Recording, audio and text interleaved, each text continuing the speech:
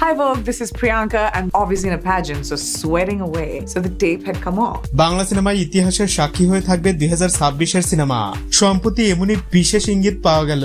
আমেরিকায় বসে গোপনে বলিউডের প্রথম সারির অভিনেত্রী প্রিয়াঙ্কা চোপড়ার সাথে প্রেস মিটিং করলেন শাকিব খান তার আসন্ন ঈদ উল ফিতরের সিনেমার জন্য।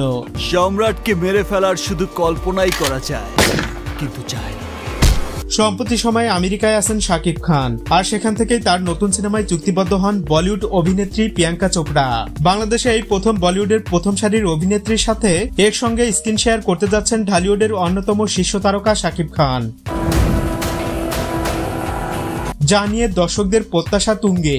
এই বিষয়টি প্রথমে রিউমার হিসেবে থাকলেও এখন আর সেই পর্যায়ে নেই। এ নিয়ে দেশের আন্তর্জাতিক টিভি চ্যানেলগুলোও বেশ কিছু নিউজ সম্প্রচার করেছেন।